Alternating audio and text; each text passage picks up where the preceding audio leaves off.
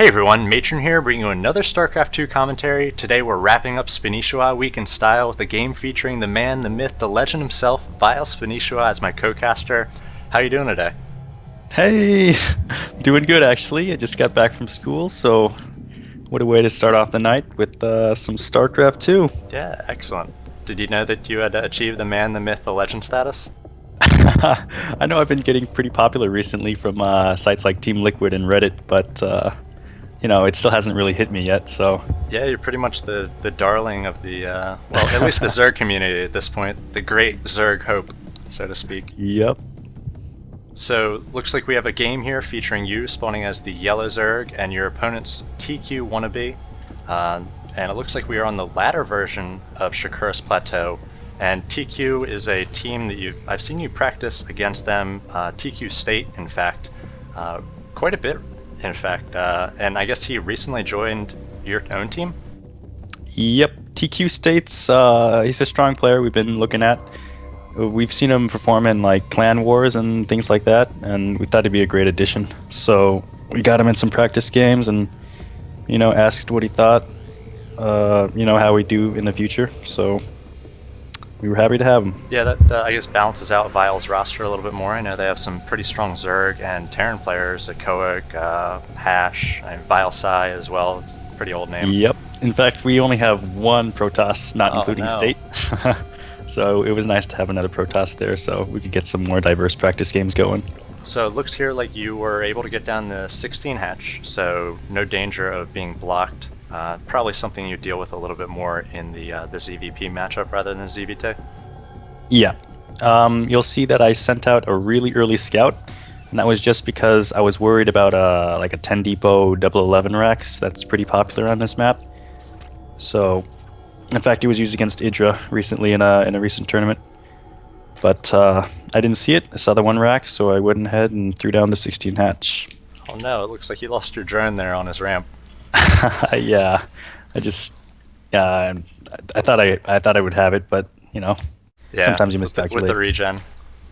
Yep. So you're getting your pool and your hatch down, so it looks like you're going to be able to open up pretty normal here with your Ice Fisher build. Is that something that you prefer on this map in particular? Yeah, I think the no gas style that I do is really good, especially on this map, just because of the easily defended ramp. You only really need to park like 1 or possibly 2 spine crawlers, and then you can just cover the entire natural. And since you're covering the natural, it essentially covers the main. Now, do you always open up as if you'd want to go for that no gas build, or do you just sometimes decide you're going to play standard, or is it based on what you see scouting wise? Really, it's just a different style. It's not that one style is better than the other. It's just a different preference. So if it's like a best of X kind of format, I will switch it up just so that on maps where it's good for the Ice Fisher, then I'll do it. And then maps that it's not, then I won't do it. And that way, your opponent isn't like as aware of the build like so intimately as I am. So they don't know that, you're actually switching up the build based on the map. Right, so map and probably spawning position. I think I saw your minigun series where you're close positioned on Shattered Temple and did a bit of a Ling rush. Certainly not the no-gas build. So it looks like you're getting your 1 spine crawler here, and you scattered with 2 Lings there. You saw a few Marines.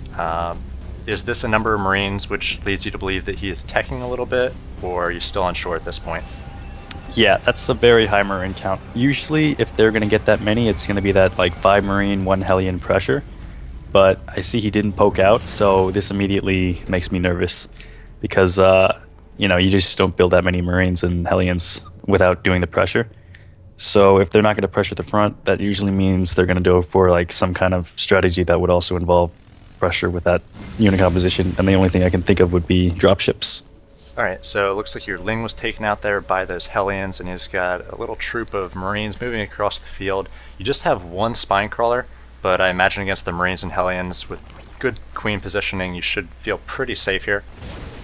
Yeah, Marine DPS isn't really that amazing without stim or combat shields, or I guess combat shields wouldn't affect it, but Right, and the early armor of game the like queen this. and spine crawler definitely helps as well. Yeah. So you got your queens positioned here. It looks like he's not choosing to poke up that ramp, but he does have this dropship over here, so he's going to be dropping into the main, and we'll see what sort of damage this does. Actually bringing a few SCVs as well.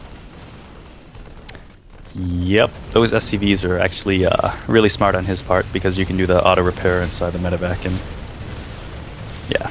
Right, he's focusing down one queen. You got no spine crawlers in position here to help, and you've got about 10 links coming out, and you have speed about to finish, so fortuitous timing on that. And right now, sort of wasting some time focusing down evolution chambers. He needs to be doing damage here. Yeah, I lost a queen early on, but that was just a missed micro on my part. So a few nice transfuses here. It looks like lose another queen, in fact 2 queens, and now he's coming in with the Banshee. So we opened 1-1-1, and now you've got some work ahead of you as you got just looks like 1 queen, actually having to pull drones here to get a nice surround on these Hellions, hoping to take down the Marines as well, though that medevac is doing their best to keep them up. And it looks like you're going to be able to clean up the Marine and dropship pressure, but now you've got this Banshee to deal with and very few queens out. Well, it is a lot of pressure, and a lot of Zerg players would think they're, falling behind at this point. But you just have to keep in mind that they're also on one base, and all of that tech is a big investment. So if you actually check the harvester count, I'm actually not falling behind too much. You've got a bit of a counterattack at his main. He doesn't have too much to deal with it, though he is walled off, so you won't be able to poke in there. This is really just to try and keep the Terran forces in the main instead of ferrying them over to my main like he did before. And also to make sure that he's not being really greedy with his natural and taking it without the proper amount of defenses. You got 2 queens now, as well as a few spore crawlers. He does have cloak on these banshees, so one banshee's got 3 kills. The other does have 11, so doing quite a bit of damage. Yep, standard banshee kill count. But again, you were just keep producing more and more drones and queens, not really worrying about it too much, I imagine. Yeah, you just have to know that they're on one base economy, so any timing pushes are going to be very delayed because the natural was delayed. So you're free to drone at this point. Right, getting double transfuse on those queens, so they will be able to repel this last Banshee here. And it looks like back in his base, he's preparing an expansion, he's adding some more production buildings. So it looks like this is he's hoped it's done a little bit of damage, though you are equal harvester count, and again you've got 2 bases, which is better than him. Just now landing his orbital command, but he is gearing up perhaps for the next stage of the game. He's got siege tanks coming out and siege tech about to finish. So at this point, after you've repelled this initial pressure, what's your mindset? Are you looking to immediately tech up? Or are you going to drone up and try to get full saturation on 2 bases? What are you looking for? Well, you definitely want to drone up, but at the same time you want to be able to take your third, because whenever a Terran opens up with this airplay like this, Banshee or Viking or even Medevac, or even if it's a Protoss opening like Stargate opener, you definitely want to take your third as quickly as possible. So now he's setting up a pretty nasty siege on the low ground here, and he's using these Banshees for high ground sight, though he did just lose a Banshee to 3 queens, and now getting a scan up here. He's not going to see much. He is going to be shelling your drones a little bit, and coming in with 1 more Banshee for high ground sight. But at this point, you've got your infestation pit coming up, your pathogen glands, and I imagine you're still looking pretty good. 42 harvesters to 35. Is now about the time you take that third? Yes, you want to take it, especially now is a really good time because he's pressuring my main, and that means the bulk of his forces will be focused here, so the chances of him counterattacking or attacking my third are pretty slim. So again, just kind of dealing with this front here on the right side of your main. He's got Cloak Banshees coming in again, he's got the dropship here, he could ferry some Marines up, and he's now got 2 siege tanks. They're able to take down that spine crawler. Didn't do too much damage with that, but now you've got pathogen glands finished, and you've got a few infestors coming out, so I imagine those will help you deal with tanks. Really enjoy how you use Burrow and those infested Terrans to take down tanks. Pretty creative. Yeah, but it's still pretty tough because I can't send Zerglings down there because of destructible rocks. Right, he's relatively safe here, and he can just pick up the medevac. Though you do get a nice fungal here. A second fungal should be able to clean up these Marines. It looks like you're going to get that. And the medevac very low, just a few Marines left. And at this point, he does have this entrenched position, but he's just got the 2 siege tanks, so not too much more coming your way. Back in his base, he's got pretty weak defenses, and if you're able to clean this up, it looks like you could be right as rain here. Counterattacking a Terran isn't usually it's not the best idea just because they're able to defend pretty effectively. So I'm really looking to get ahead in the economy instead of going for a quick counterattack after I defend this pressure. It looks like he just scouted that third, so he's going to be behind in just a moment, and you're moving in with your Overseer, perhaps to do some sort of contaminate. You see he's got a starport working, more and more medevacs coming out, and tanks as well. And just continuing to harass with the Banshee and siege tanks. It's going to be pretty difficult for him to get high ground sight with these tanks at this point, but he keeps taking out that Vespian Geyser. Yep, he actually sniped my spawning pool there, but I preemptively put up another because I felt like I wasn't going to be able to hold it. Yeah, and that's something that we've seen in a lot of your games where you actually you don't change mains, but you spread your tech around a little bit so that if your main does go down, you're actually able to get set up on a different part of the map. So is that something that you often do when you're under pressure? Yeah, because your main really isn't that important in the grand scheme of things. It's just one hatchery, one production building. So if you have three other hatcheries, that's pretty strong production. So now you're just as in the game. Looks like you've got these infestors moving across the field now that they do a burrow. A lot of energy on those infestors, so probably got about 10 fungals altogether. Yep. Looking to make your way into the mineral lines and start doing some harassment on SCVs? Well, I poked in with a Ling at first, and then I spotted the missile turrets, so I was kind of sad because I wouldn't be able to get a quick win from that. So I just have to pull back and play more conservatively. Right, so pulling back those infestors, and now imagine you're just saturating your third, and at this point you're teching up to Hive, and you don't have a Spire up at this point, so I imagine Ultralisk off that Hive? Well, I saw with the Overseer when I got that Contaminate off that the starport was still producing. And at the time it was producing medevacs, but the tech lab was still attached, so I didn't know if it was medevacs or Banshees. So I really was forced to continue either Queen production or switching into... Actually, there's a lot of infested Terrans here. Yeah, seeing that now, taking down those tanks. Looks like the Queen should be able to clean up the Marines and the Hellion here as well. So, should be relatively safe, or that gas should be safe for the time being. Yeah, the high Queen count was it was pretty much forced because I don't like to go Hydras, and I didn't think Brood Lords would be the best in this situation. So I just kept up Queen production and figured I'd transition to some Ultralisks late game. Right, and I noticed you just got your 1-1 upgrades for Carapace and Melee, and that seems to be a little bit late for this build, or your style in particular. Yeah, I bled a lot of drones early, so instead of getting the 1-1, I just made more drones to replace them, and I figured he was putting on a lot of early pressure, so his upgrades would be equally delayed. And now you've got this Hive up, so I imagine we'll see an Ultralisk Cavern shortly, and it's just starting now, and continuing to drone up, perhaps preparing to saturate this fourth. And now it looks like you're causing a little bit of trouble in midfield with one Infestor.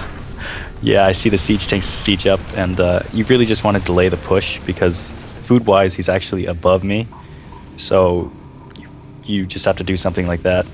Yeah, especially on this map, we see the Terrans sort of set up that the siege tank and the Marines in the center of the field, and it can be very tough to break once they put up the sensor towers and missile turrets. Yep. So again, he's at this point about to land his third as well. You've got a Ling there, so you'll definitely know he's going to be on that shortly. And if we check the harvester count, it is 61 to 60. Are you pretty happy with your drones at this point, or are you going to keep droning up?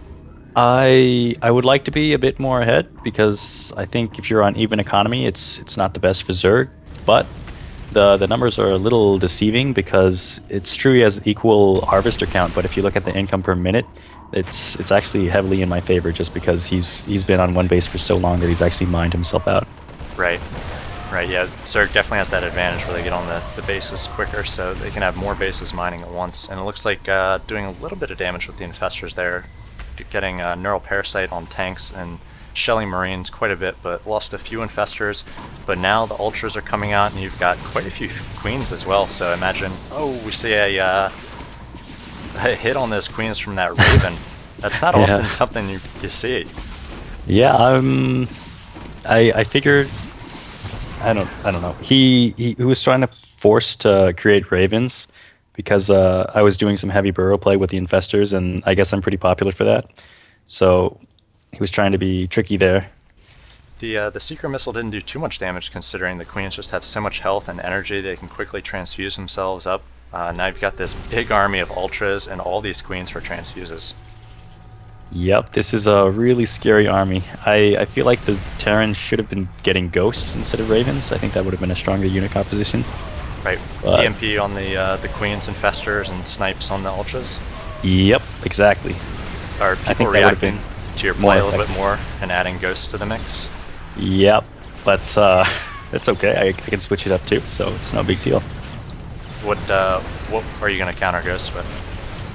Um, if I'm already locked into that infestor style, then I will get overlord drops, and I'll just ferry around the infestors and overlords instead of having them on the ground, so they can't be EMP'd. And we're kind of talking through the massive push you're making right through the Terran wall there. But yeah, I guess going back to the ghosts, it's interesting now that infestors are such an important part of Zerg play. The Terran and Protoss, they have feedback and EMP, so they can sort of counter each other as spellcasters, but infestors don't really have that, so they can't really counter ghosts in that way. Well, it's tricky for the Terran because if they misplace one ghost and they're not on top of their army, and I think he just called the GG. But if you can get like a burrowed infestor in range of a ghost, and he's not like separating his ghosts, because that's a lot of APM to do that. Not many players are able to. Then you can really just pop out, get a neural parasite, and then actually EMP your own ghosts or his ghosts with his Oh, ghosts. so you counter them by neural parasiting and then EMPing. There Yep. you go. That's pretty creative. How about spreading infestors for you now that, well, I guess you've used them for quite a while, so having to spread them against other infestors, fungals, very good against armored Yep. infestors and then EMPs as well. Is that something you have to work on, or Yep. Because infestors actually die in two fungals, I'm pretty sure. So like you could send out one infestor, and if he has all of his infestors like grouped up, like 8 in a pile, then that could end the game right there.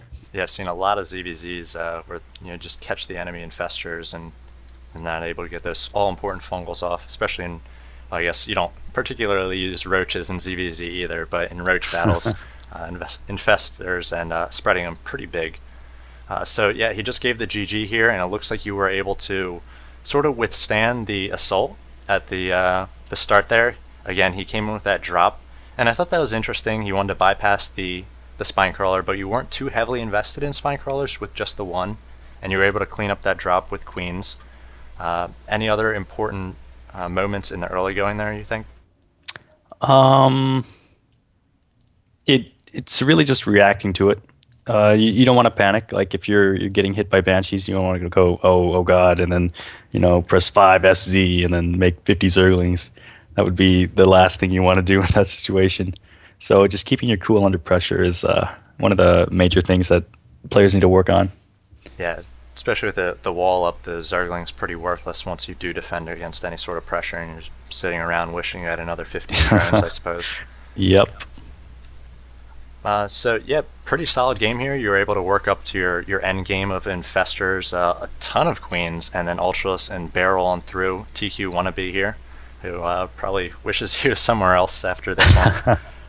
But pretty good play from his part. I mean, creative with the drop, and then the tank positioning there had a pretty nice position. And I just don't think he had enough units, and definitely didn't have the tech to hold that middle when you just came barreling through. Yeah, I had really, really solid upgrades and really solid unit composition, so I think that's what turned the tide for me. Okay. I kind of plugged that you were going to be on or doing a co-cast, and got a few questions from my viewers. So want to start in with those. Andy MK says, how do you think the early game style will be affected by the PTR patch changes, especially with I guess 2-gate aggression going to be a lot better from Protoss? Um, I think that it's really not going to be affected too much, just because proxy 2 gate's going to kill a hatch first build. Doesn't matter if you're doing late game Ice Fisher or you're going to be doing like some standard early gas macro style. So So does it all just come down to drone timing on scouting? I'm thinking it's just going to come down to yes, it will affect it because players will be proxy 2 gating more often just because it's more powerful. But in actually like holding it off, there's not going to be any difference because pre-patch or post-patch, 2 gates going to beat the hatch first build. Right. So it's something you had to think about anyway. It'll just be a little bit more powerful now. Yeah. Okay. And another question here is from David P. Adams. It says, Spanishiwa, do you ever have your scouts denied? If so, how do you react when you don't know what your opponent is up to? Yes, that happens. It's not too often just because you can only do that on certain positions. Like recently in a TLO show match I played this weekend, it was cross positions Typhon Peaks, and so Overlord scouting it would be too late, and TLO had some really good marine placement against like all the chokes, so I wasn't able to sneak a drone in. And in that situation, you really have to make a decision, and that's deciding whether or not you're going to play it normal and pray that he's not cheesing or going for some very powerful one base all in type tactic, or if you're going to play it safe. And if he is going for a more economical build, then you're going to fall behind in the mid game. So it's really a tough choice. You just have to take information where you can, but yeah, usually I play it safe just because I feel that in most of the games that I play, whether it's on ladder, I'm slightly favored or favored in the matchup. So I don't want to like drop a game to a cheap win. And if I do have a disadvantage because he went macro, then I'll be able to come back in it with some more solid mechanics in the mid game. So thinking about the best of fives and best of sevens, like many show matches which you're being involved in now. I know you're on Complexity Gaming's the V, done pretty well on there, and then I guess recently with TLO, you talked a little bit about your mindset of when you try to get into a gasless build and when you try to play quote unquote more standard, and it has a lot to do with map and positioning. Do you feel like maybe you're at a disadvantage when you have to play standard just because you put so much time and effort into developing a gasless style? No, I think the gasless style it really helped my mechanics and the understanding of the game. So whenever I do have to go more standard, then it's only helped me. My old standard would be weaker than my current standard, if that makes any sense. Right, right. Yeah, that definitely makes sense. How about if somebody scouts you, could they easily scout if you're going for a gasless build and then counter that? And if you're going standard, that could also be easily scouted by just seeing that you're taking some gas? I don't think so. Usually, my scouting will also determine whether or not I'm going to go standard or not. So besides that, um, usually I'll be tricky and I'll take like fake gases or fake tech structures. Like sometimes I'll throw down a gas and I just won't mind from it, or Right. I'll throw down a Roach Warren and then kill off the SCV and then cancel it.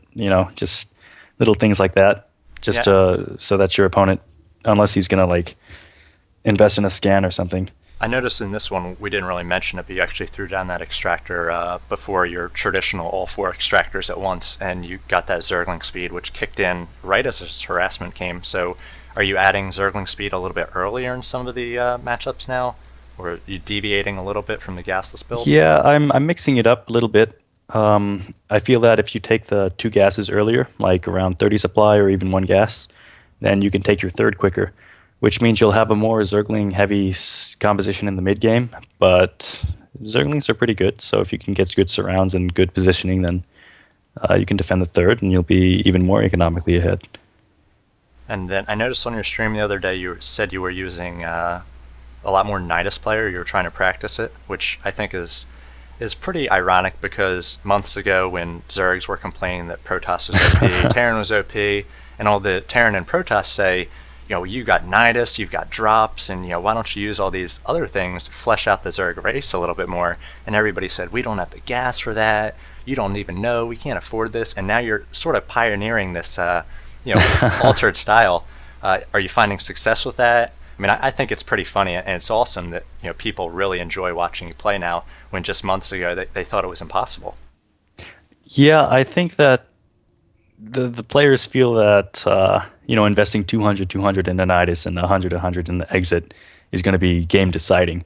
But nobody's really at that level yet where that small amount of resources is going to make that big of a difference in the game. So until we get there, then people need to start experimenting more with Nidus, like I've been trying recently. Well, I think especially with your Zergling Spinecrawler Queen defense, where you hardly spend any gas on, you spend it on lair, you spend it on speed, but you're saving gas where other players would be making roaches or mutas. So you can actually really afford it with just the fact that you've been able to defend against all these openings with just mineral units. Yeah, it really flows well. You have to go into the game with a game plan. Like you can't say, "Well, I'm going to muta harass and then I'll get Nidus and then I'll go drop," because you won't have the gas for it. So you have to plan your mid game, your early game, your late game, so that well, if you're going to be gas light in the early game, maybe that means you can be a bit more gas heavy in the mid game, and that's just how you have to make your decision making and your unit compositions based on that.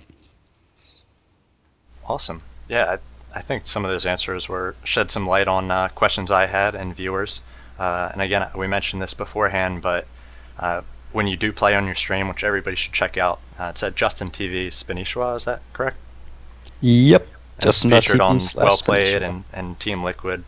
Um, but you do a great job. I've watched quite a bit giving your insight.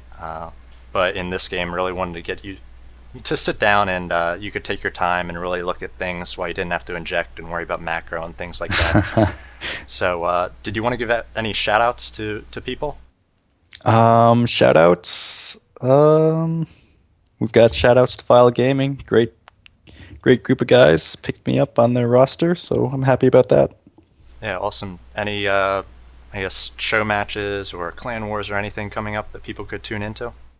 I'll be defending the V title again on this Friday around 4 p.m. PST.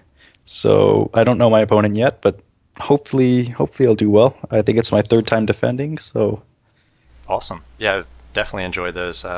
Played, I guess, Minigun and was it Spades also? minigun spades and Fnatic MSI Kawaii Rice. Right, and that's somebody I'd been watching a few of your games previously where he was able to whoop you pretty good in some practice games. So Yep. taking him down probably felt pretty good. Yeah, I really beforehand I was still developing the style, so and the positions weren't very favorable. I was close positions when I played him in the last tournament, but this time it really came through for me.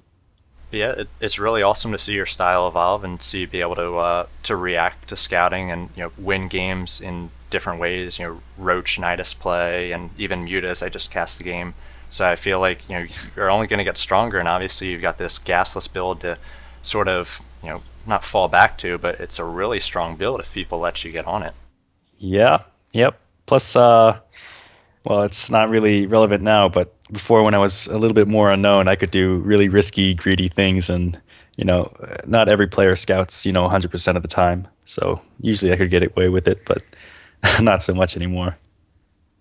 Right. So I guess we'll wrap things up. I wanted to thank you again. Really enjoyed your perspective. This is a lot more fun than I thought it'd be, and I had high expectations going in. So hopefully you enjoyed yourself. Yeah, I had a lot of fun. And if you want to support Spanishiwa, make sure you check out his team. Make sure you support his stream as well on Team Liquid and Well Played. If you're looking for more StarCraft 2 commentary and action, make sure you check out my own channel, Matron StarCraft, at youtube.com.